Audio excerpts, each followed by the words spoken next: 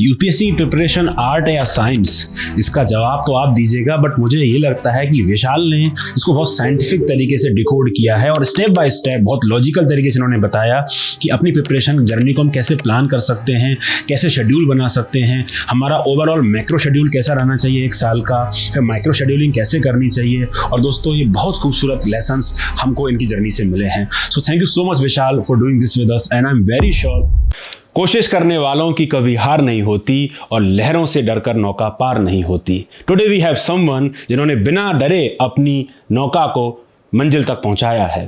Please welcome mister Vishal Singh who have secured all India rank 56 in this year civil services examination.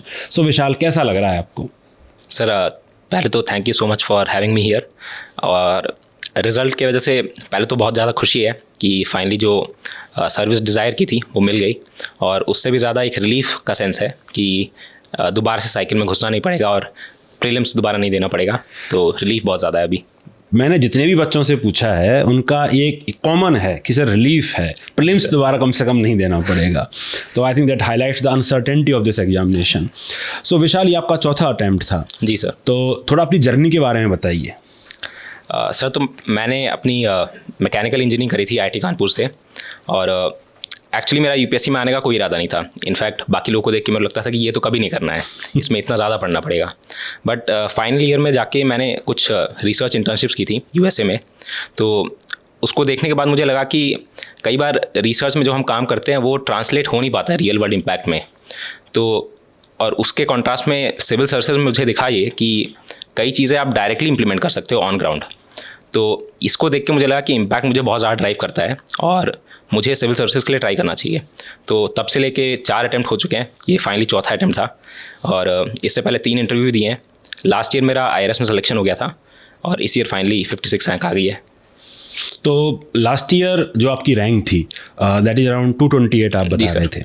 तो 228 से rank 56 का सफ़र, इसके बारे में थोड़ा बताइए कि क्या चेंजेस आपने किए अपनी तैयारी में?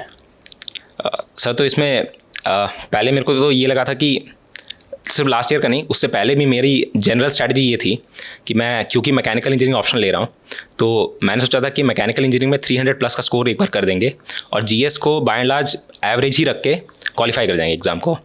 बट ये स्ट्रैटेजी वर्क कर नहीं पाती है हमेशा। ऐसा ज़रूरी नहीं है कि आपके 300 प्लस आ ही जाएंगे। तो मेरे फर्स्ट 2 अटैम्प्ट्स में अराउंड 260 270 तक ही स्कोर्स आ पा रहे थे। लास्ट अटैम्प्ट जो था उसमें ऑल्दो 290 तक गए, लेकिन फिर भी जीएस का स्कोर मेरा अभी भी थोड़ा लोअर साइड पे ही था, 390 के आसपास था। तो लास्ट ईयर मेरी ये रियलाइजेशन मेन थी कि जीएस का स्कोर बढ़ाए बिना क्वालिफाई आईएएस के लिए नहीं किया जा सकता है। तो मैंने मेन टारगेट यही रखा था कि जीएस के स्कोर को बढ़ाया कैसे जाए। उसमें स्पेसिफिकली मैंने 2 पेपर्स को टारगेट किया कि GS 2 में मेरा स्कोर अभी कम है और GS 4 में स्कोर कम है, तो इन दोनों को ही टारगेट रखेंगे। इन दोनों में 10-20 नंबर बढ़ाने हैं। इसको अगर कर लिया तो लार्जली इंप्रूवमेंट हो जानी चाहिए।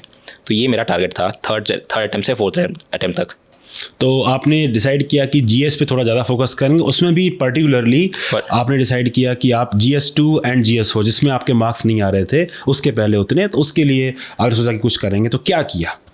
अगर हम कुछ एक्शनेबल इसको ब्रेक डाउन करें, ताकि काफ़ी हमारे स्टूडेंट्स को देख रहे हैं, और अगर हम इसको ब्रेक डाउन करें कि एक्शनेबल पॉइंट्स में आपने क्या चेंजेस किए, आप बताइए। सर तो मेरी अंडरस्टैंडिंग ये बनी थी इन सारे जीएस के सब्जेक्ट्स को देख के कि GS 2 और GS 4 पर्टिकुलरली इसमें टर्मिनोलॉजीज़ जो होती हैं वो बहुत ही स्पेसिफिक होती हैं और अपने आप उस सब्जेक्ट की एक लैंग्वेज है। अगर आप उस लैंग्वेज को यूज़ नहीं कर रहे हैं तो आप बहुत ही जनरल आंसर्स लिख रहे हो। As oppose to this GS 1 और GS 3 में लैंग्वेजेस फिर भी सिंपल है थोड़ी सी, उसको आप नॉर्मल पढ़ के भी लिख सकते हो। बट GS 2 और GS 4 में जो वर्ड्स होते हैं उनके स्पेसिफिक मीनिंग होते हैं।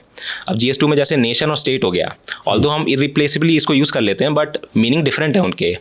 ऐसे ही गवर्नेंस में इंडिपेंडेंस एंड ऑटोनॉमी हम लोग नॉर्मली दोनों को साथ लिख देते हैं। ट्रांसपेरेंसी एंड अकाउंटेबिलिटी नॉर्मली साथ लिख देते हैं इन दोनों को, बट दोनों में एक डिस्टिंक्शन है। अगर आप उस डिस्टिंक्शन को आइडेंटिफाई नहीं करोगे और दोनों को साथ ही लिख दोगे तो एग्जामिनर को ये लग सकता है कि आप में अभी वो डेप्थ नहीं है।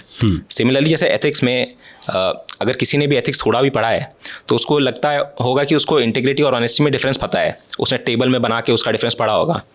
बट अगर वो इस लैंग्वेज को यूज़ नहीं कर रहा है तो वो डेलिबरेटली इंटीग्रिटी और ऑनेस्टी को यूज़ नहीं करता होगा अपनी लैंग्वेज में, अपने आंसर्स में नहीं यूज़ करता होगा। खासतौर पे जैसे इंटीग्रिटी को तो जो जिनके नंबर अच्छे आते हैं वो तो और क्वालिफाई करते हैं उसको कि इंटेलेक्चुअल इंटीग्रिटी, ऑर्गेनाइजेशनल इंटीग्रिटी। जिसने सिर्फ डिफरेंस समझा है और प्रैक्टिस नहीं की है अपने लैंग्वेज में लाने की उस चीज़ को, वो कभी ये डिस्टिंक्शन ड्रॉ कर ही नहीं पाएगा और इतना क्वालिफाइड आंसर नहीं लिख पाएगा। तो मेरा मेन इसमें ऑब्जर्वेशन ये था कि मुझे वर्ड्स पे अपना कमांड पाना है। तो इसके लिए मैंने बहुत सारे पेपर्स लिखना शुरू किया था कि मैं राइटिंग बहुत ज़्यादा करूँगा इसकी, और अंडरलाइन करूँगा और डेलिबरेटली वर्ड्स को लिखूँगा, और आंसर्स लिखने के बाद फिर वेरीफाई करूँगा कि मैंने कितने ऐसे वर्ड्स लिखे हैं। तो ये चीज़ मैंने GS2 और GS4 में दोनों करने की कोशिश की थी। GS4 में मैंने एथिक्स मॉड्यूल कोर्स भी ज्वाइन किया था ताकि मेरी अंडरस्टैंडिंग उन टर्म्स के रिगार्डिंग थोड़ी और इम्प्रूव हो सके और एक बिग पिक्चर अंडरस्टैंडिंग भी बन जाए मेरी कि चीज़ों को देखना भी कैसे चाहिए। तो ये मेरा मेन टारगेट था। ये बहुत खूबसूरत बात इन्होंने कही है। एक्चुअली एथिक्स का पेपर जब हम पढ़ते हैं तो काफ़ी सारे वर्ड्स हैं जो शायद हमें तैयारी के दौरान और हम पिक कर लेते हैं, लेकिन हम उनका सही एप्लीकेशन नहीं कर पाते हैं। इन्होंने कहा transparency, accountability, integrity for example.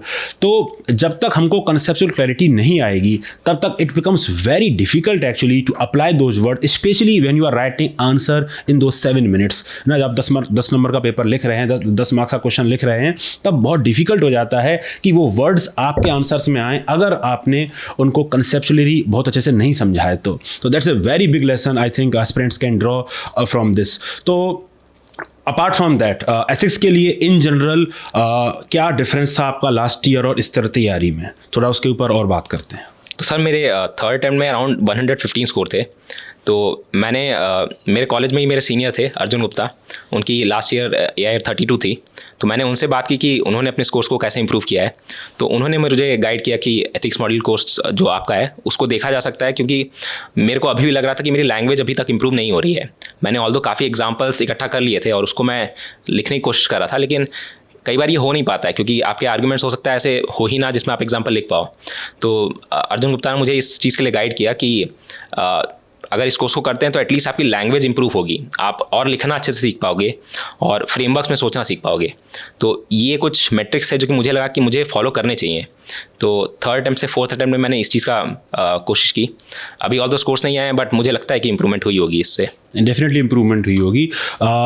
तो अगर हम एथिक्स एनरिचमेंट प्रोग्राम की बात करें तो क्या वो चीज़ें थीं, क्या वो लेसन्स थे जो आपने कैरी फॉरवर्ड करी अपनी मेंस एग्जामिनेशन में? सर मॉड्यूल से 2 चीज़ें मुझे बहुत महत्वपूर्ण लगी थी अपने इम्प्रूवमेंट की जर्नी में। पहला था कि मेरी अंडरस्टैंडिंग ओवरऑल जो है, जो कि खासतौर पे सेक्शन ए में टेस्ट की जाती है, वो काफ़ी इंप्रूव हो गई थी, क्योंकि मुझे अब बिग पिक्चर थोड़ा समझ आ रहा था कि चीज़ों को देखना कैसे है, स्टेट को कैसे देखना है, एडमिनिस्ट्रेशन को कैसे देखना है। अब तक मेरे जो पॉइंट्स जो आते थे वो थोड़े से जनरल टाइप के रहते थे। ऐसा नहीं लगता था कि मैं एक एडमिनिस्ट्रेटर के पर्सपेक्टिव से सोच भी पा रहा हूँ। तो ये एक अंडरस्टैंडिंग आ पा रही थी क्योंकि आपने बिग पिक्चर इसमें थोड़ा समझाया था हमको डिटेल में। और दूसरा था कि केस स्टडी को देखते समय भी स्टेक होल्डर्स को कैसे देखना है, हर स्टेक होल्डर को आइडेंटिफाई कैसे करना है, उनके इशूज़ को देखना कैसे है और उनको एड्रेस भी कैसे करना है। ये चीज़ आइडेंटिफाई करना, थोड़ा सा एक कंपैशनेट व्यू पॉइंट रखना कि इनका इशू क्या हो सकता है, उसको रिजॉल्व किया कैसे जा सकता है, इस चीज़ को भी नोट डाउन करना और अपने आंसर में लिख पाना। ये चीज़ भी मेरे को तो बहुत हेल्पफुल लगी। और सेकंड पर्सपेक्टिव मेरा ये था कि एग्जीक्यूशन कैसे करना है इस चीज़ का, क्योंकि एथिक्स अपने आप में एक बहुत ही लेंदी पेपर होता है। तो इसको कंप्लीट करना अपने आप में एक चैलेंज है। तो सेकंड पार्ट जो कोर्स का था वो उसमें आपने एग्जीक्यूशन पे बहुत ध्यान दिया था कि कैसे फ्रेमवर्क्स बनाए जाएं, कि रैंडम क्वेश्चन भी अगर आता है तो उसको भी एड्रेस करना कैसे है, पॉइंट्स जनरेट कैसे करने हैं, और जो केस स्टडीज़ वाला जो हिस्सा होता है उसमें भी हमको चीज़ों को आइडेंटिफाई करना कैसे है और जल्दी जल्दी उसका आंसर लिख कैसे पाएँ, इस चीज़ पे भी काफ़ी ध्यान दिया था। तो मुझे लगता है कि ये दोनों चीज़ें बहुत हेल्पफुल रहीं। तो टाइम मैनेजमेंट के बारे में बताइए, क्योंकि एथिक्स का पेपर बहुत लेंदी होता है। ऑफन मुझे आपके जो सीनियर हैं अर्जुन गुप्ता, उनकी बात याद आ रही है कि उन्होंने मुझे मैसेज किया था अपना, जब उन्होंने मेंस लिखा था कि sir this time I was able to complete my ethics paper 5 minute before the examination, जो मेरे लिए शॉकिंग था। कोई एक भी स्टूडेंट मुझे आज तक मैसेज नहीं किया ऐसा। तो मैंने उनको पूछा, जब उनका रैंक आया 32, मैंने पूछा कि भाई आपने ये कैसे किया, क्योंकि generally people struggle with time management. उन्होंने कहा कि he gave me this same example of frameworks only. थोड़ा उसके ऊपर बताइए, टाइम मैनेजमेंट के ऊपर बताइए कि एथिक्स के पेपर में आपने टाइम कैसे मैनेज किया और क्या आपने सेक्शन ए और सेक्शन बी को बराबर टाइम दिया? सर तो फ्रेमवर्क्स का मेरे को मेन यूज़ ये लगता है कि आपको एथिकल इश्यूज़ को भी मल्टीपल व्यू पॉइंट से सोचना चाहिए। अगर कोई इशू टेक्नोलॉजी पे भी आ रहा है या फिर एडमिनिस्ट्रेशन पे भी आ रहा है, तो आपको सिर्फ उसको लिमिट ये नहीं कर देना कि मैं सिर्फ टेक्नोलॉजिकल पॉइंट ऑफ व्यू से देखूंगा या फिर सिर्फ एडमिनिस्ट्रेटिव पॉइंट ऑफ व्यू से देखूंगा। आपको मल्टीपल फ्रेमवर्क्स मतलब मल्टीपल वेज में उस क्वेश्चन को देखना पड़ेगा, ताकि आपके आर्ग्यूमेंट्स जो हों वो ऐसे लगें कि मल्टी डायमेंशनल हैं और आर्ग्यूमेंट्स में अपने आप में एक वेट है। तो इसलिए अगर आप फ्रेमवर्क्स को पहले ही प्रैक्टिस कर लेते हैं, तो अगर आपके पास नया क्वेश्चन भी दिया जाए आपको, तो आप फटाफट आर्ग्यूमेंट्स जनरेट कर पाते हो। तो इस चीज़ की प्रैक्टिस अगर पहले से हो जाए तो यूज़फुल काफ़ी रहता है। माय डियर स्टूडेंट्स, ये एक चीज़ है जो मैं हर बार बोलता हूँ कि एथिक्स के पेपर में स्पेशली क्वेश्चंस बहुत एब्स्ट्रैक्ट होते हैं। अनलाइक योर GS 1 2 3 जहाँ पे बहुत डायरेक्ट क्वेश्चंस आते हैं, it becomes difficult to decipher question itself, और उसमें काफ़ी टाइम चला जाता है।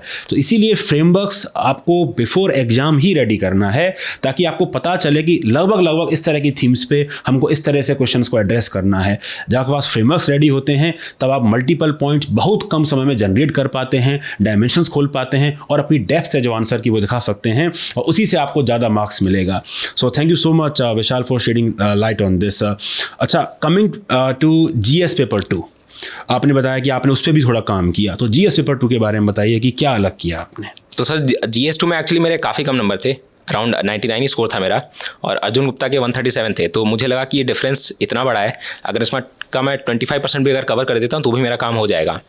और मेरे को प्राइमरली मेरी शॉर्टकमिंग मेरे को यही लगी थी कि मेरा लैंग्वेज अभी तक उतनी रिफाइन हुई नहीं है।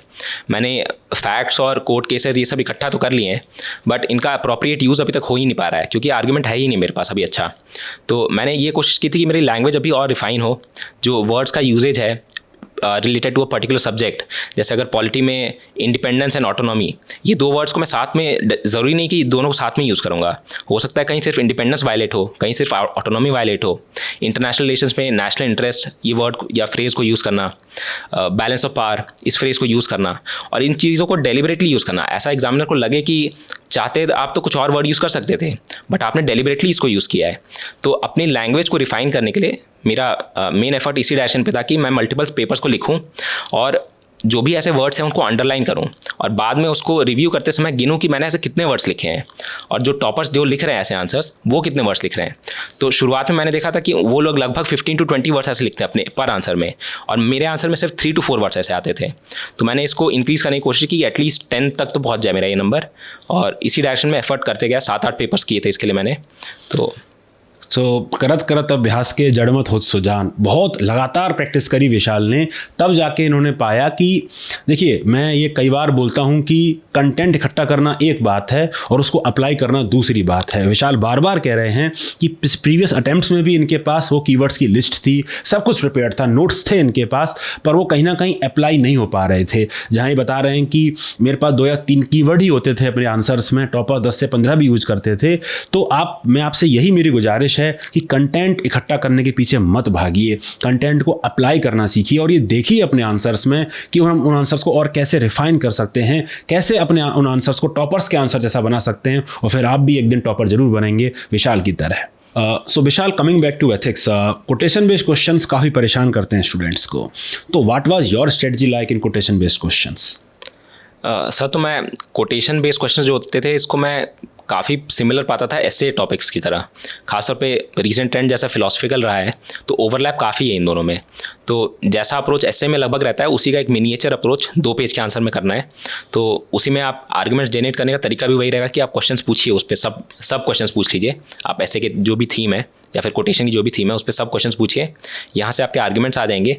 कुछ अगर इम्प्लिसिट आइडिया है तो वो आपका इंट्रोडक्शन या कंक्लूजन में भी उसको यूज़ किया जा सकता है कि ये टॉपिक को एड्रेस करना चाह रहा था, जो भी जिन्होंने ये भी कोट किया है वो इस थीम को एड्रेस करना चाह रहे थे, ये आपका इंट्रो या कंक्लूजन बन सकता है। और बाकी क्वेश्चन से आप अपने मेजर आर्ग्यूमेंट्स जनरेट कर सकते हैं। इसके अलावा अगर उस कोटेशन का आपको पर्टिकुलर यूज़ दिखता है कहीं एप्लीकेशन बेस्ड, तो ऐसे टाइप के यूनिक एग्जाम्पल से आप सब्सटैंशिएट भी कर सकते हैं अपने आर्ग्यूमेंट्स को। तो इस वे में 2 पेज भरना हालांकि शुरुआत में थोड़ा मुश्किल लग सकता है, लेकिन प्रैक्टिस करनी पड़ेगी इसकी। साथ ही साथ आप ऐसे भी प्रैक्टिस करते रहेंगे तो मेरे ख्याल से दोनों का मर्जर हो जाता है। आपने बहुत सही कहा कि कोटेशन बेस्ड क्वेश्चंस का थीम बहुत कुछ सिमिलर है एसेस। आई थिंक आई रिमेंबर आपके एक मिनी टेस्ट में मैंने एक क्वेश्चन दिया था और वो ऐसे में भी आया था, if you want to test a man's character give him power. So more और less it has to be treated like a mini essay only. Sir in fact यही वाला ऐसे मैंने अटेम्प्ट भी किया था. अच्छा, एक्चुअल ऐसे पेपर में भी मैंने यही अटेम्प्ट किया था, क्योंकि मेरे को पता था कि इसका आंसर मैं पहले ही जानता हूँ, एटलीस्ट जो मेजर थीम्स हैं, तो मैंने वही अटेम्प्ट किया था. चलो, बहुत अच्छा लगा ये सुन के. So Vishal, talking about the preparation, PYQs कितना इंपॉर्टेंस रखते हैं इस प्रिपरेशन में? हाँ सर, PYQ मेरे हिसाब से तो पूरे स्टेज में ही इंपॉर्टेंट है, इंक्लूडिंग प्रीलिम्स एंड मेंस. यहाँ मैंने स्पेसिफिक इंप्रूवमेंट मेंस के लिए की थी, तो मैं मेंस की बात करना चाहूँगा यहाँ पर कि मेंस में ओवर द लास्ट 10 years और सो ऐसे थीम्स रहते हैं जो कि ऑफन रिपीट होते हैं. तो आप उन थीम्स को आइडेंटिफाई कर सकते हो और उसके आर्ग्यूमेंट्स जो हैं एक बार सोच सकते हो. कई ऐसे टॉपिक्स के लिए हो सकता है आप उसके प्रिपेयर भी कर लो आर्ग्यूमेंट्स. तो इससे ये होता है कि आपके पास वो आर्गुमेंट जब पहले तैयार होते हैं तो आपको लिखने में कोई डिफिकल्टी नहीं होती है, सोचना नहीं पड़ता. तो ऐसे वाले क्वेश्चंस अगर आते हैं तो आपके लिए फुल टॉस टाइप का काम कर रहा है कि इसको तो फटाफट खत्म कर दिया. तो इस वे में आप खासतौर पे GS2 हो गया या फिर GS4 हो गया, इन दोनों में ये देखा जाता है कि थीम्स ऑफन रिपीट होती हैं. GS1 और GS3 में फिर भी हो सकता है कि चांस थोड़ा कम हो इस चीज़ का, लेकिन 2 और 4 में तो थीम्स रिपीट होती ही होती हैं. तो इन दोनों के PYQs देखना मेरे हिसाब से तो बहुत ज़रूरी है, ताकि ऐसे वाले क्वेश्चंस अगर आएँ तो बाकी लोग के कंपैरिजन में आपके पास एक कंपैरेटिव एज हो कि आप उन क्वेश्चंस को फटाफट कर ले रहे हो. ये आपने बहुत अच्छा कहा कि मैं भी देख रहा था एथिक्स का पेपर, तो मैंने देखा कि लगभग जो मिनी टेस्ट हमने प्रैक्टिस किए थे, दे आर मोर और less based on PYQs only. उनसे 7 से 8 question out of 13 questions I think we could tackle with those test only, that PYQs only. So PYQs becomes very important part of preparation, specially because they tells you कि हमको सोचना, क्योंकि UPSC से बेहतर guideline तो कुछ है ही नहीं. तो PYQ जरूर देखिए और केवल देखिएगा मत, उनको सॉल्व करिएगा ताकि आपको समझ में आए कि किस तरह के क्वेश्चन हम एक्चुअल एग्जामिनेशन में एक्सपेक्ट कर सकते हैं. सो इनफैक्ट मैं इसमें ऐड करना चाहूँगा कि एथिक्स का जो पेपर था उसमें पहला क्वेश्चन ही AI पे पूछा गया था, application of AI in administration. तो ये थीम शायद से पहले पूछी ही गई थी कि टेक्नोलॉजी का यूज़ क्या होता है, और ये चीज़ हमने PYQ के क्वेश्चन में डिस्कस भी किया था क्लास में. तो पेपर को देखते ही लगा था कि यार ये तो रिपीट होने वाली थीम आ गई है.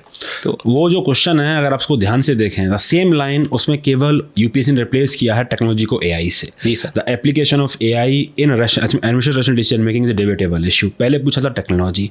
तो कहता हूँ मैं आपको बार बार, PYQ जरूर देखिए, PYQ से इंपॉर्टेंट तो कुछ है ही नहीं. अच्छा, UPSC बहुत बड़ी जर्नी है ना, और काफ़ी सारी अनसर्टेनिटीज़ हैं, ब्लैक बॉक्स टाइप का भी लोग इसको बहुत कहते हैं. तो मेंटरशिप का रोल कितना अहम हो जाता है इस जर्नी में, और आपने कैसे अपने लिए मेंटर्स चूज किए? क्योंकि हम जब सोशल मीडिया पे देखते हैं तो मेंटर्स का कोई अभाव नहीं है, हर कोई एक मेंटर है. तो हम कैसे डिसाइड करें कि ये मेंटर हमारे लिए वर्क करेगा, या हम कैसे चूज करें? सर इनिशियली ऑनेस्टली बोलो तो मैंने शुरुआत में कोई मेंटर्स नहीं रखे थे. मुझे लगा था कि, या फिर कह लीजिए मुझे इतना अपने पे कॉन्फिडेंस था, ऑल्दो मिसप्लेस कॉन्फिडेंस था, कि मैं अकेले ही इसको कर लूँगा. तो मैंने स्टार्टिंग का 1 या फिर 2 अटैम्प्ट भी कह सकते हैं खुद से ही करने की कोशिश की थी इसको. बट मुझे बाद में लगा कि शायद से मेरे अजम्पशंस कुछ मिसप्लेस्ड हैं. तो इसलिए बाद में मैंने सोचा कि मैं अपनी जो एबिलिटीज़ समझ रहा हूँ, तो उस डायरेक्शन में और अगर कोई टॉपर्स रहे हैं और उन्होंने अगर रैंक सिक्योर किए हैं, तो मैं उनसे डायरेक्टली कांटेक्ट करने की कोशिश करूँ कि उनका क्या एक्सपीरियंस रहा है अभी तक और क्या क्या चेंजेस किए हैं उन्होंने अपने प्रैक्टिस में. तो इसलिए मैंने अपने सीनियर्स हो गए जैसे अर्जुन गुप्ता, या फिर लास्ट ईयर के AIR1 आदित्य श्रीवास्तव सर, तो इनसे भी बात करने की कोशिश की कि आखिर इन्होंने कौन कौन सी चीज़ को टारगेट किया. अब जैसे मेरा मैकेनिकल इंजीनियरिंग ऑप्शनल था, तो मैंने ये कोशिश की कि मैं ऐसे लोगों से बात करूं जो कि टेक्निकल ऑप्शनल ही ले रहे हैं, और उसके होने के बावजूद वो GS को कैसे मैनेज कर रहे हैं, क्योंकि टाइम इक्वली आपको डिवोट करना पड़ जाता है ऑप्शनल पे भी. तो ये करते हुए कैसे मैनेज किया जा रहा है. तो क्योंकि मैंने शुरुआत में टारगेट ये रखा था कि मैं तो सिर्फ ऑप्शनल के थ्रू ही सिलेक्शन करवा लूँगा अपनी, बट ये हो नहीं पा रहा था. तो फिर मैंने ऐसे ही पर्टिकुलर मेंटर्स को टारगेट करने की कोशिश की. इन पर्टिकुलर अगर कोई सब्जेक्ट हो गया जिसमें मेरे मार्क्स कम है, तो उसके लिए कोई अगर मेंटर मिल सके, तो जैसे अर्जुन गुप्ता ने मुझे आपके पास भेजा कि एथिक्स मॉडल कोर्स किया जा सकता है. तो इस वे में जो भी मेरी शॉर्टकमिंग्स थी और जो सीनियर्स थे जिन्होंने सिमिलर जर्नी देखी है या फिर उनका बैकग्राउंड सिमिलर है, तो ऐसे लोगों को मैंने आइडेंटिफाई किया और उनसे हेल्प मांगी. See Greek thinkers say that unexamined life is not worth living. और एक चीज़ जो इनकी जर्नी से बहुत ज़्यादा विजिबल है वो ये है कि इन्होंने एग्जामिनेशन बहुत किया है और उन्होंने पाया है कि मेरी तैयारियां में खामियां कहाँ हैं और इनका मुझे सही गाइडेंस कहाँ मिल सकता है. मुझे लगता है कि मैं आप सबके बिहाफ पे इनसे रिक्वेस्ट करूँगा कि आप भी कोई एक टेलीग्राम चैनल बनाइएगा ताकि बच्चों को आपकी जो जर्नी है, आपका जो एक्सपीरियंस है, उसका लाभ मिल सके. वो गलतियाँ बच्चे ना करें जो गलतियाँ आप करके सीखे हैं. तो ये मैं आप सबके बिहाफ पे रिक्वेस्ट इनको करता हूँ कि आप प्लीज़ को करिएगा. जी सर. अच्छा, इस जर्नी में बहुत लंबी ये जर्नी है और लोग बोलते हैं कि सोशल मीडिया वगैरह नहीं देखना चाहिए, you need to be focused and if you go for social media then you are distracted. But कहीं ना कहीं काफ़ी लोग पाते हैं कि सोशल मीडिया ने उनको हेल्प किया है। अगर हम नॉलेज की बात करें, काफ़ी केस स्टडीज़ की बात करें, करंट अफेयर एग्जाम्पल्स की बात करें, तो आपका क्या टेक है, सोशल मीडिया का यूज कैसे होना चाहिए? सर इन जनरल मेरा मानना ये है कि आप कोई भी चीज़ कंज्यूम करें इंक्लूडिंग सोशल मीडिया, वो इंटेंशनल होना चाहिए।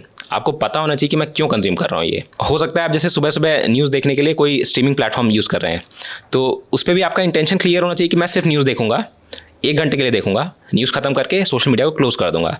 तो इंटेंट आपका क्लियर है, तो कंजम्पशन इंटेंट बेस्ड होना चाहिए। इंटेंट रहेगा तो क्लोजर भी बनेगा उसका। ये बहुत बड़ा लेसन है जो हम सबके लिए है दोस्तों, कि जब हम सोशल मीडिया कंज्यूम करें तो हमें पता हो कि हम क्या कर रहे हैं। काफ़ी बच्चे सोशल मीडिया को रील्स स्क्रॉल करते हैं, शॉर्ट्स देखते रहते हैं और उनको लगता है कि वो पढ़ाई कर रहे हैं। हम देखिए, देखना कोई गलत नहीं, एंटरटेनमेंट हम सबको चाहिए, लेकिन हमें पता रहे कि जब हम सोशल मीडिया यूज कर रहे हैं तो क्यों कर रहे हैं। अगर हम एंटरटेनमेंट के लिए कर रहे हैं तो एंटरटेनमेंट के लिए ही कर रहे हैं, उसको स्टडी आवर्स में तो काउंट मत करिएगा। ये बहुत इंपॉर्टेंट लेसन्स है जो हम सब ड्रॉ कर सकते हैं आपकी जर्नी से। सो विशाल, जो यूपीएससी का एग्जामिनेशन है सिविल सर्विसेज, 1 साल का तो ये पूरा प्रोसेस ही है। तो कई बार बच्चों को कन्फ्यूजन रहता है कि हम अपनी प्रिपरेशन को, अपने रूटीन को कैसे डिवाइड करें। प्रीलिम्स का प्रिपरेशन कब से स्टार्ट करना चाहिए, मेंस पे कब फोकस करना चाहिए। अगर ये पूरा साइकिल वाइज आप बता पाएँ, पूरा 1 साल का अगर आप बता पाएँ तो एस्पिरेंट्स को बहुत मदद होगी, क्योंकि कई बार वो गलती से उस समय प्रीलिम्स पढ़ते हैं जब उनको मेंस पढ़ना चाहिए एंड वाइस वर्सा, और वो बहुत ज़्यादा काउंटर प्रोडक्टिव उनके लिए हो जाता है। तो अगर आप एक मैक्रो व्यू दे पाएँ 1 साल की प्रिपरेशन का, तो it will be very very helpful for the aspirants. Sir तो अगर हम बैकवर्ड थिंकिंग अगर करें इसमें कि मान लीजिए आपका प्रीलिम्स अगर अभी जैसे मई में होने वाला है, तो जनवरी से पिछले 1 साल वाला अगर हम टाइम लेते हैं कि इसमें क्या करना है, और जिस साल आपका एक्चुअल एग्जाम होने वाला है जनवरी से लगाए मेंस में, अगर मई में अगर आपका प्रीलिम्स से ही स्टार्ट करते हैं। आप तो मान के चलिए कि प्रीलिम्स कोई बच्चा दे रहा है और सपोज वो क्वालिफाई नहीं करता है, ठीक है, अब उसको क्या करना है, उसी का अगला 1 साल का रूटीन क्या रहना चाहिए? सर तो मैंने पर्सनली अपने अटेम्प्ट्स में ये देखा है कि आपके पास एक एक्सपीरियंस रहना चाहिए कि आपने मेंस को एड्रेस किया हो। वरना अगर आप मेंस पहली बार लिखते हैं तो आपके कॉम्पिटिटर्स जो हैं वो मोस्टली ऐसे लोग हैं जो कि पहले ही सेलेक्ट हो चुके हैं या फिर मेंस लिख चुके हैं। ऐसे लोग को मेंस लिखना आता है, 3-4 महीने में उसको एड्रेस करना कैसे ये भी आता है। अगर आप सिर्फ प्रीलिम्स में अगर फेल हो जाते हैं किसी वजह से और उसके बाद सिर्फ प्रीलिम्स की ही प्रिपरेशन में लग जाते हैं, तो आप वो मेंस का जो एक एक्सपीरियंस है वो आप मिस आउट कर जाते हैं। तो मेरा मानना है कि अगर आप प्रीलिम्स में फेल हो रहे हैं तो फिर भी आप मेंस की ही तैयारी में लगिए। मेंस के जो भी सब्जेक्ट्स हैं उसको कंप्लीट करने की कोशिश करिए। ये इंश्योर करिए कि आपके जितने भी सब्जेक्ट्स हैं, खासतौर पे एथिक्स अपने आप में कोर्स है, ऑप्शनल हो सकता है आपका, आपने उसको हो सकता है पेंडिंग रखा हो, ये सोचिए कि मेरा प्रीलिम्स ही नहीं हो रहा है तो ऑप्शनल क्या करूँगा अभी करके। तो मे से बताइए फिर क्या करना चाहिए। सपोज पता पड़ गया, आंसर की देख ली, लग रहा है कि नहीं होगा, कि अब जून ऑनवर्ड्स किस महीने तक मेंस की तैयारी करनी चाहिए और उस टाइम कैसे डिवाइड कर सकते हैं? सर मेरे ख्याल से तो 3 महीने का ही साइकिल रख देना चाहिए कि प्रीलिम्स के तुरंत बाद आप स्टार्ट करिए कि मैं अभी 3 महीने बाद सीधा मेंस लिखने वाला हूँ। ये अज्यूम करिए कि जैसे बाकी लोग लिख रहे हैं, आप इस तैयारी ऐसे करिएगा आप मेंस लिख रहे हैं। जी सर, कि आप 3 महीने बाद मेंस लिखने ही वाले हैं बाकी लोग के साथ साथ। पेपर भी वही आएगा जो उनसे पूछा जाने वाला है, आप उसी पेपर को लिखने वाले हैं। और इस 3 महीने में आप अज्यूम करें कि आपको इतनी प्लानिंग करनी है, इतना इंप्लीमेंटेशन करना है कि आप उस पेपर को सिमिलर टाइमलाइंस में, कि फ्राइडे को एसए होने वाला है, सैटरडे को GS1 GS2 सेम साइकिल में आप करने वाले हैं। तो इस एग्जीक्यूशन के लिए आप पूरी अपनी इंप्लीमेंटेशन करते रहिए। जितने भी सब्जेक्ट्स पेंडिंग है उसको कंप्लीट करने की कोशिश करिए। खासतौर पर जो भी सब्जेक्ट्स आपके अभी तक बचे हुए हैं, ऑप्शनल हो सकता है आपने अभी तक ऐसे देखा ही नहीं है, तो इन सब चीज़ों को कवर करने की कोशिश करिए आप। मेरा पर्सनली मानना है कि आप देखेंगे कि आपकी जो एफिशिएंसी होती है इस मेंस की पीरियड में बहुत हाई हो जाती है। अगर आपके पास एक टारगेट होता है तो आप उसको अचीव करने के लिए जितना भी एफर्ट लगाना होता है आप लगाते हो। अगर आपका टारगेट एक ईयर हेड रहता है ना, कि आपको लगता है कि अगला प्रीलिम्स अब देखना है, तो आपकी एफिशिएंसी सिग्निफिकेंटली ड्रॉप हो जाती है। ये एक बहुत इंपॉर्टेंट लेसन है। काफ़ी बच्चे जब प्रीलिम्स क्वालिफाई नहीं कर रहे होते हैं तो वो कम से कम 2-3 महीने लूज करते हैं, वो सेटबैक में चले जाते हैं, मेंटल हेल्थ परेशानियां हो जाती हैं, और फिर 2-3 महीने के बाद वो आते हैं कि सर अब बताइए क्या करना है। Don't lose this 3 months. अगर आप नेक्स्ट टाइम का तैयारी कर रहे हैं तो आप ऐसे ही तैयारी करिए जैसे आप मेंस लिख रहे हों, और उस जर्नी में यू विल डिस्कवर कि आप मेंस का तैयारी कितना अच्छे तरीके से कर पाएंगे, क्योंकि आपके पास एक टारगेट है। Otherwise you will just fizzle out और 3 महीने आपके चले जाएंगे। ये बहुत इंपॉर्टेंट लेसन है विशाल, जो हम सब ड्रॉ कर सकते हैं। अच्छा, उसके बाद क्या करना है मंथ वाइज अगर हम बात करें तो चलिए सितंबर तक हमने मेंस कर लिया और एक राउंड ऑफ रिपीटिशन हमारा हो गया, फिर क्या करना है? अक्टूबर, नवंबर, दिसंबर, जनवरी, फरवरी, मार्च, अप्रैल, मई, इनके बारे में थोड़ा बताइए। तो सर एक बार अगर आपने मेंस लिख दिया तो आप एक तो अपनी ही कॉपीज़ को एनालाइज करिए कि अभी आपकी शॉर्टकमिंग्स क्या रह गई हैं, क्योंकि बाकी जो लोग एक्चुअली मेंस लिख रहे थे वो भी यही कर रहे होंगे अभी कि उनकी शॉर्टकमिंग्स क्या रह गई। अगर उनका ऑप्शनल में अभी भी लग रहा है कि मैं लिख नहीं पा रहा हूँ पूरा पेपर, या फिर कुछ ऐसे क्वेश्चन पूछे जा रहे हैं जो मेरा शायद से कंप्लीट है ही नहीं अभी, ऐसे ही हो सकता है आपके और भी सब्जेक्ट्स अभी पेंडिंग हो, तो जो रिमेनिंग 3-4 मंथ्स हो उसमें आप कोशिश करिए कि उसको किया जा सके। मेरे ख्याल से लगभग जनवरी या फिर फेब एंड तक एट मैक्स आप ये कर सकते हैं। उसके बाद मेरे ख्याल से आपको प्रीलिम्स के प्रिपरेशन मोड में आ जाना चाहिए, क्योंकि प्रीलिम्स का एक अलग ही एग्जामिनेशन पैटर्न ही अलग है, और आपको क्वेश्चंस को देखने का नज़रिया जो आपका होता है, या फिर जिस स्पेसिफिसिटी से आपको कोई पर्टिकुलर नोट्स को पढ़ना है, वो काफ़ी डिफरेंट होता है मेंस के कंपैरिजन में। तो मेरे ख्याल से स्टार्टिंग फ्रॉम मार्च ऑनवर्ड्स आप प्रीलिम्स के प्रिपरेशन मोड में आ सकते हैं। फरवरी तक आप अपनी जो भी शॉर्टकमिंग्स हैं आपकी मेंस में उसको ट्राई करें कि वो सब कवर हो जाए। तो अगर मैं इसको समराइज़ करूं दोस्तों, अगर आपको लगता है कि प्रीलिम्स क्लियर नहीं हो रहा है या बॉर्डर लाइन पे है या नहीं हुआ, तो उसके बाद अगर आपको नेक्स्ट अटेम्प्ट देना है तो आप मेंस की तैयारी में लगी। अब मान के चलिए कि आप मेंस लिख रहे हैं ताकि आप अपने टोज पर हैं, उस समय को व्यर्थ ना गंवाएं, और उसके बाद मेंस लिखने के बाद अगस्त सितंबर में आप दोबारा से उस मेंस को तैयारी को रिपीट करिए। और ये बहुत इंपॉर्टेंट लेसन है, क्योंकि देखिए जो मेंस लिख चुके होते हैं, जहाँ तक मेरा ये मानना है, वो उसके रिजल्ट तक वेट करते हैं, वो दिसंबर तक, नवंबर तक वेट करेंगे और उसके बाद अपना नेक्स्ट स्टेप उठाएंगे। आप ये समय जाया ना करिए, आप इस समय भी मेंस की तैयारी करिए, और इसी समय मेंस की तैयारी को उस लेवल पर ले जाइए कि जब आप नेक्स्ट ईयर मेंस लिखें तो आप बहुत अच्छी रैंक के संग क्वालिफाई कर जाएं। और ऐसा मैं बहुत सारे सक्सेसफुल कैंडिडेट के संग देख चुका हूँ जो लगातार प्रीलिम्स क्वालिफाई नहीं करते हैं, एक ही बार मेंस लिखते हैं और एक ही बार में उनकी टॉप रैंक आ जाती हैं। तो ये बहुत इंपॉर्टेंट लेसन है। और उसके बाद जनवरी, फरवरी, मार्च, जब भी आपको सही लगे आप प्रीलिम्स प्रिपरेशन में स्विच कर सकते हैं depending upon your background. So that's very important insight that we have got from Vishal. So Vishal, एक साल का ये पूरा एग्जाम का प्रोसेस है, आपने बहुत खूबसूरती से बताया कि हमको एक साल का मोटा मोटा प्लान कैसे करना चाहिए। अब इस प्लान को थोड़ा ब्रेक डाउन करते हैं। जब हम स्टडी करने बैठते हैं, ठीक है, अगर हम डेली रूटीन की बात करें तो उस माइक्रो प्लानिंग को कैसा करा जाए, उस मंथ्स की प्लानिंग को, वीक्स की प्लानिंग को, डेज की प्लानिंग को, वो प्लानिंग कैसे करी जाए, क्योंकि कहा भी जाता है what gets measured gets done. Sir तो मैं अपने एक्सपीरियंस से मैंने ये देखा है कि प्लानिंग में आपको मल्टीपल चीज़ें इनकॉर्पोरेट करनी पड़ती हैं। तो सबसे पहले तो आपको ये नोट करना चाहिए कि आपको कई बार लॉन्ग टर्म का आप बहुत स्पेसिफिक अगर प्लान बनाओगे तो वो एग्जीक्यूट हो ही नहीं पाता है। तो आपके लॉन्ग टर्म प्लान्स, अगर 2-3 महीने के जो प्लान्स हैं वो इतने स्पेसिफिक नहीं होने चाहिए कि एग्जीक्यूट हो ही ना पाएँ। वो थोड़ा वेगली आप रख सकते हो कि ठीक है 2 हफ्ते ये, 2 हफ्ते ये, अगले 4 हफ्ते ये, ऐसे करके long term plan. Weekly plan जो होगा आपका वो थोड़ा और स्पेसिफिक होगा, और जो आपका डेली प्लान होगा वो एकदम स्पेसिफिक होना चाहिए। आपको पता होना चाहिए आज तो यही करना है, लेकिन इतनी स्पेसिफिसिटी से आपको आपका 2 मंथ्स का प्लान नहीं हो सकता है आपका, तो वो प्लान थोड़ा वेग होगा। वीकली प्लान आपका बहुत स्पेसिफिक होगा, और डेली प्लान तो एग्जैक्टली आपको पता होगा कि यही करना है। अब ये पता होने के लिए कि आप कितना कर सकते हो, आपने अपनी एक पर्सनल एनालिसिस करनी है कि आपकी कैपेबिलिटी खुद भी क्या है, आपको किसी चीज़ को पढ़ने में कितना टाइम लगता है। इस चीज़ का आपको एनालिसिस पहले से करके रखना चाहिए। जैसे मैंने अपना पर्सनली देखा था कि मॉडर्न हिस्ट्री के लिए मैं जैसे स्पेक्ट्रम पढ़ता था, तो उसको पढ़ने में मेरे को 9 आवर्स लगते हैं। ये मैंने नोट करके रखा हुआ है कि मेरे को 9 आवर्स लगते हैं इसको करने में। पॉलिटी के लिए मेरे को लगभग 4 डेज़ लगते हैं, तो उसको मैंने नोट करके रखा हुआ है कहीं पर। ऐसे ही कोई और भी सोर्सेज हो गए तो उनके पर्टिकुलर टाइम मैंने नोट करके रखे हैं कि इतना इतना टाइम लगेगा। अब जब आपको ये पता है तो आप अपना वीक का एग्जैक्टली बता सकते हो कि हाँ ठीक है एग्जीक्यूट हो जाएगा ये। एडिशनल पॉइंट इसमें ये है कि प्लानिंग का इसके अलावा आपका जो एग्जीक्यूशन है उसके अलावा कुछ अनसर्टेन चीज़ें भी हो सकती हैं। तो मान लीजिए आपका प्रीलिम्स और मेंस के बीच में अगर 8 हफ्ते हैं, तो मैं ये इंश्योर करता था कि इसमें बफर्स को भी रखा जाए। जैसे बफर्स का मेरा मतलब ये है कि लास्ट का 1 वीक तो आप मान लो कि कुछ भी नहीं होने वाला है, उसमें सिर्फ रेस्ट करने वाला हूँ मैं, तो वो एक बफर रखा हुआ है, और बाकी अब 7 वीक्स का ही प्लान बनाया है। तो अब इससे मैं करता ये हूँ कि 7 वीक्स में इंप्लीमेंट करेंगे इसको। कोई चीज़ अगर एक्सटेंड हो गई तो उस बफर में किया जाएगा। डिफ़ॉल्ट ऑप्शन ये है कि वो बफर रेस्ट के लिए है, लेकिन नॉर्मली होता ये है कि प्लान इंप्लीमेंट कंप्लीटली नहीं हो पाता है। कोई भी अनसर्टेनिटी हो सकती है, हो सकता है आप बीमार हो जाएं, हो सकता है कोई गेस्ट आ जाए आपके घर पे, तो चीज़ें इंप्लीमेंट ना हो पाए। तो एक 1 वीक का बफर एंड में रखा हुआ है ताकि चीज़ें अगर पोस्टपोन हो रही हैं तो बफर रहे। सिमिलरली बफर हर वीक भी रखा है, संडे पूरा बफर है। तो संडे रखा है कि डिफ़ॉल्ट मोड यही है कि रेस्ट करेंगे, किसी दोस्त से बात कर लेंगे, थोड़ा सा रिलैक्स हो जाएंगे, इसके लिए रखा है। लेकिन अगर वीक का प्लान एग्जीक्यूट कंप्लीटली नहीं हो पाता है तो संडे को थोड़ा सा कर लेंगे उसको, ताकि वीकली प्लान पूरा इंप्लीमेंट हो जाए हमारा। तो इस वे में बफर्स हर संडे को रखना, 8 वीक्स का प्लान है तो 1 वीक लास्ट का पूरा बफर रख लेना उसको। तो ये इंश्योर करता है कि स्ट्रेस पाइल अप नहीं होता है और इम्प्लीमेंटेशन अच्छे से हो पाता है। तो ये चीज़ मैंने प्रैक्टिस की थी।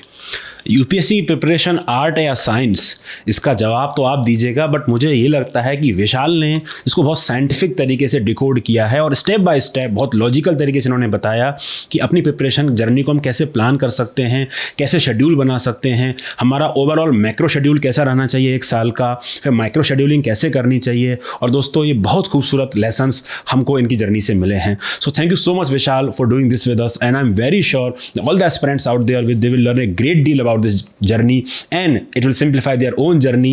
And I wish that you one day sit here and share your journey with all the aspirants out there. So thank you so much Vishal, and we wish you all the best for the upcoming life as a public servant. I am sure you will do the country proud, and I wish you all the best, and take care. Bye bye.